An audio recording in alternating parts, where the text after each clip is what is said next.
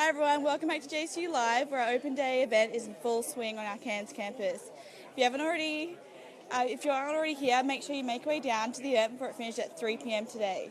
So at the moment, we are live from the Science and Engineering Marquee, and we're here with Bronson Philippa, who is a lecturer of JCU's newest course, Electronic Systems and the Internet of Things.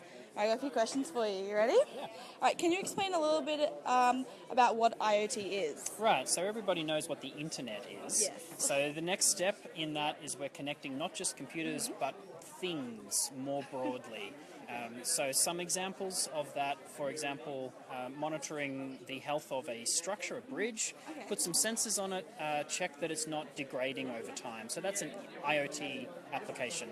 In the local area, some things around agriculture. So for example, looking at the fertilizer demand like per meter within your paddock so that you're not wasting fertilizer inputs. So obviously you have environmental benefits if you're able to target that more specifically. So those are some examples of IoT technologies. Especially it's helping everything, making it, Using technology to make the world better. Yes.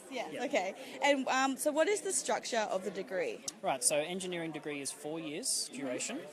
There's a common first year, so what that means is you do the same subjects in first year regardless of which engineering major you end up eventually choosing.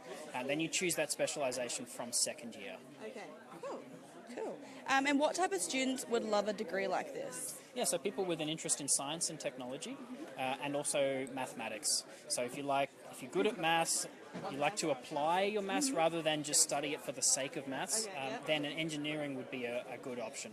The IoT particular would be of interest to people who like computers, who like programming, maybe have toyed with a bit of robotics or toyed with some programming and want to come across and do that as a career.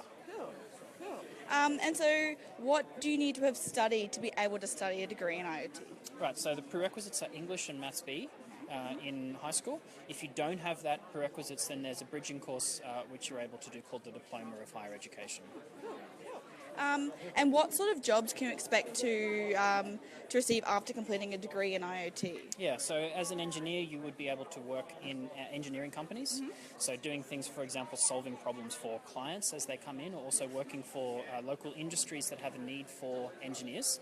But the unique thing about the IoT degree is you also have a lot of skills in software. So you would also be able to work in the IT space to a certain extent and be doing software development as well as engineering. So sort of two job markets to pick from there. Yeah. That's awesome.